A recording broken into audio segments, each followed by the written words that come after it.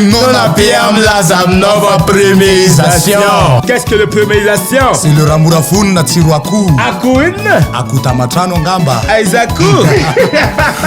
Ça c'est le nouveauté goûter premier. Atovo mlaye. Mapodiny very yo. Sarole mlaye atovo mlaye. Atolotry ny rimage ho anao.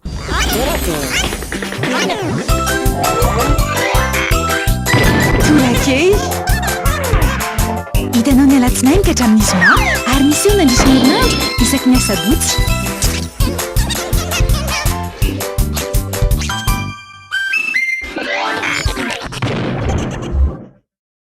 Finday cadeau! Tiako ianao, finday cadeau atsika roa. Araroty, fiainam-bidy amin'ny finday Wikif Max sy FM Prime miampy data maimam-pony isam-bolana mandritra ny enim-bolana. Tsotra fotsiny, tonga vaingana eny amin'ny Telma Shop. Telma, safidiko numéro 1 malagasy.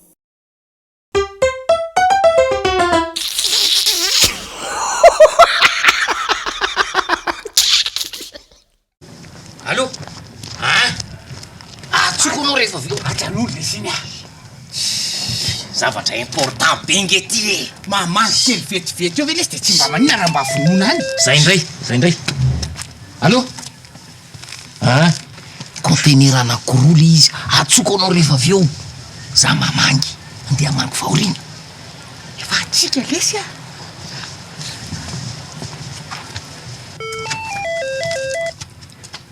Allô?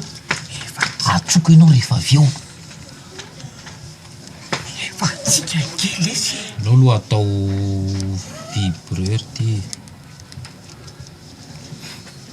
Foy aposy lesy a.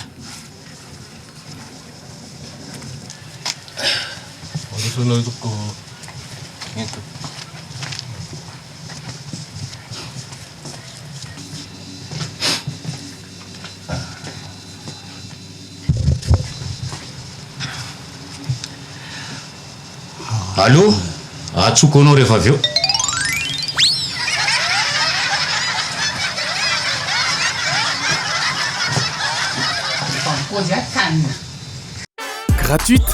Gratuite.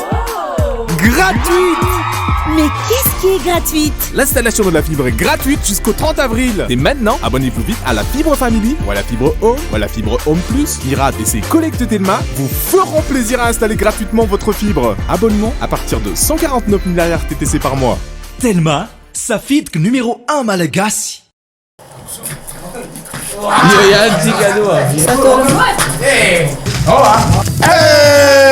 Non abbiamo la nova premierisation. Qu'est-ce que le premierisation? C'est le ramurafuni na tsiro akoho. Akoho inona? Akoho tamatrano angamba. Aiza akoho?